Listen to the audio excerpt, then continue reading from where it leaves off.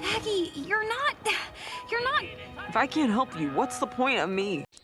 Oh, brother, this guy stinks! Well, this is a video I've had on my mind for a while. So, Hazbin Hotel. Yeah, that show. It's that show that the internet loves to hate on and the show that nerdy theater kids like me absolutely love. Honestly though, I think it's pretty hilarious how I've seen more videos of people saying that they like this show even though they shouldn't, rather than videos of people flat out saying that they don't like it at all. Which if you've ever watched it, it's pretty understandable why. I mean, season 1 was filled with, flaws to say the least. But at the same time, there's something about it that's just so enjoyable. And if you can manage to dodge the crazy fandom on Twitter, then being a fan of this show becomes even better. That's why I was actually pretty excited when I saw the announcement that the show would be renewed for a season 2. And that announcement actually made me go back to rewatch season 1 to see just what I thought was so enjoyable about it, and also to see if the flaws that I remember were still there. And obviously, there were a lot of positives and a lot of negatives from my second rewatch, but you could guess which side we're going to focus on today. To put things blunt, season 1 of Hazbin Hotel is severely rushed, and as a result, a lot of elements in the show severely suffer from it. From character development to important plot points to the viewer actually caring about certain characters. I mean, come on bro, did anyone actually care about Camilla's kids? And while no character was safe from the fast pace of season 1, there was one character throughout this season that I felt truly got robbed, and that was Vaggie. In my opinion, Vaggie was set up to have one of the best, if not the best character arcs throughout season 1. But even when she would get moments in the show that focused on her, she was either a backseat to her own story or her plot points just wouldn't really have a satisfying payoff. Which is honestly so crazy because out of all the characters in the main cast, she had arguably one of the best stories. So today we're going to take a look at why I think Vaggie's character was done so wrong in season 1 and why I think she's arguably wasted potential.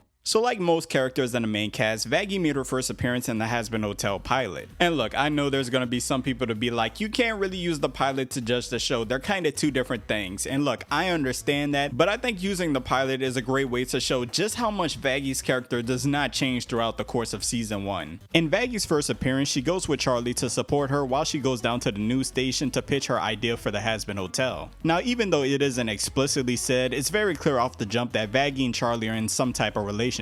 And throughout the entire pilot, that kind of sums up Vaggie's character. She's support for Charlie. She gives Charlie advice on how to pitch the hotel. When Angel messes up the plans and makes the hotel look like a joke, Vaggie goes off on him. And it's not because she particularly believes that centers can be reformed, it's because Charlie does. And when Alistair comes to Charlie trying to make a deal with her, Vaggie immediately jumps in trying to deter Charlie. And even after Alistair basically agrees to help with the hotel without making a deal with Charlie, Vaggie is still very skeptical of him. And she feels like she has to protect Charlie from him. So throughout the course of the pilot, Vaggie can be summed up into two categories, one being in a relationship with Charlie, and two supporting and helping Charlie. Which, alright, isn't exactly terrible for a 30-minute episode trying to pitch an entire series, I give them that. But you would just think, just hope just a little bit that by the time we get to the actual series, Vaggie's character would evolve just a little bit to not be so codependent upon Charlie. Because from what we've shown so far in the pilot, outside of Charlie, Vaggie has no actual purpose. Well, even though you'd hope for this much needed character development, some type of character arc,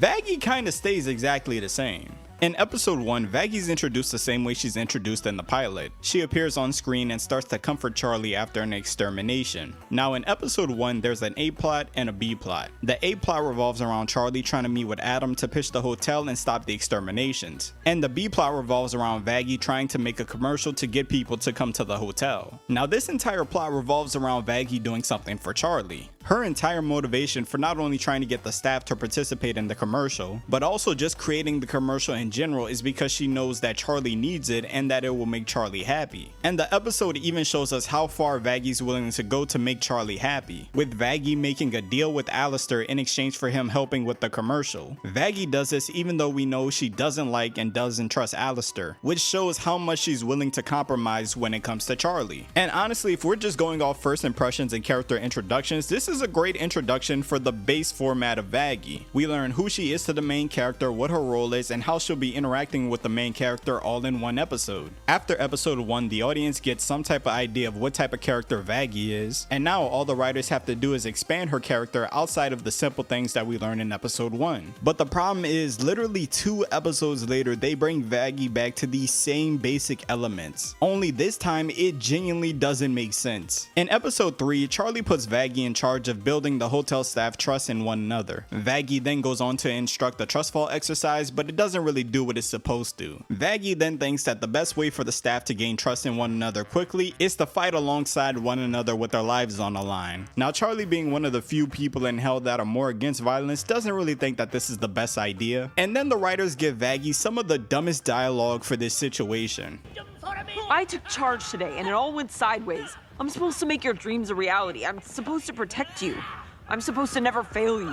And I remember watching this scene and thinking it was so weird because number one, Vaggie didn't fail Charlie. She led 2 trust exercises. One of them wasn't even hers, it was Charlie's. And the second one, the one that Vaggie actually came up with, hadn't even gone on long enough to know if it worked or not. Vaggie then goes on to sing a song about how she'll do anything for Charlie. But it's just so weird to see with all the context because quite literally everything we've seen about Vaggie up until this point in the show has been about Charlie. Every time she's on screen, she's either with Charlie or doing something for Charlie. And every time she does something for Charlie, she gets it done. And this scene plus this song is so weird because we literally find out right after the fact that Vaggie's trust exercise worked. All the members of the hotel staff came back being friendly, more friendly than we had ever seen them in the show up until that point. So in this episode, Vaggie's character didn't evolve whatsoever and we didn't learn any new aspect about her. She's still doing tasks for Charlie and everything about her character still revolves solely around Charlie. So the conflict between Charlie and Vaggie really felt cheap in the episode. It felt like the writers were just trying to spice it up, when in all actuality the time spent on this conflict could have been used on some actual character development. And that's really my biggest problem with Vaggie in season 1, because when the writers actually tried to give her character development, nothing is actually developed. Instead, we just get moments that feel like they're supposed to be payoffs. For instance, Vaggie had one of the best backstories out of any character in the entire show. A former executioner angel that was kicked out of heaven and left for dead and saved by the princess of hell. Like, come on man, you could do so much with that. We could have got way more lore as to what Vaggie was like when she was an executioner. I know personally I wanted to see interactions between the old Vaggie and characters like Lute and Adam. Like, this one plot point really gave the writers so much room to flesh out Vaggie as a character. But like everything else when it comes to Vaggie's character, her being a former executioner angel was just used as a plot point to revolve around Charlie. Everything about it was how will Charlie react to it. She has to keep this secret from Charlie. And look, don't get me wrong, I understand why Charlie would be an important aspect when it comes to this. But the problem is, the way the writers write this plot point, Charlie is the only aspect that matters. Because when it gets revealed that Vaggie used to be an executioner angel, the writers make it that nobody else at the hotel cares outside of Charlie. And then once Charlie gets over it, Vaggie being a former executioner doesn't matter to the story whatsoever. And I just know there's gonna be some people who say, well, what about the scenes with Carmilla and the song? That whole scene and that whole song was bull. Because once again, even when Vaggie's the center of something, it's still all about Charlie. And not only does Vaggie's character revolve so much around Charlie, we see that her entire purpose for being there swaps in real time. From going meet with Camilla to get a job done for Charlie, to then learning a lesson from Camilla on how to protect her loved ones, aka Charlie. And look, this hurts me so much to say because Out for Love is in my top 3 songs from season 1. But if you really listen to this song and look at the lyrics and look at the context and the story, this song is bull. Because the entire premise of the song revolves around Carmilla telling Vaggie to not fight for anger, not fight out of anger at your enemies, but to fight for love. Use love and the fear of losing your loved ones as motivation when you fight. Now, I don't know what was going through people's heads when they put this together, but that's literally been Vaggie the entire season. Everything she's done has been out of love. So much to the point where I'm making an entire video essay about how the only character trait she has is doing stuff for Charlie and loving Charlie. Like, this is literally the equivalent of if somebody in Adventure Time sung to Finn about how he should fight against evil because it's the right thing to do. Everybody in the audience would be like, yeah, that's kind of why he's been doing it from the jump. So this song, this moment, is a bunch of nothing. A great tune, but in the context of the story, it adds nothing. Oh, I'm also one of the people that'll die on the hill that Vaggie should not have got her wings at the end of this song. She should have got it when she was fighting Lute, but that's a whole nother thing. But yeah, Vaggie's a character that had a lot of potential. And look, I understand people love the whole main couple thing, and that's what Vaggie and Charlie are. But I never believed that one character should have to suffer when it comes comes to development in exchange for another. And that's basically what the writers did to Vaggie for an entire season. Hopefully when season 2 comes around, she can get some actual development when it comes to her character. I'd love to see her interact with the rest of the hotel staff when it has nothing to do with Charlie, or if I'm being honest, just to do anything without Charlie. Like, this chick needs a hobby. But if you made it to the end of the video, I appreciate you checking out another one. Make sure to like, comment, subscribe, and hit the notification bell to be notified when I upload my next video. And until then, it's been your boy Corn XV, and I'm off this. Up in this tank, yeah, it's over. Turn on bus mask up like coke.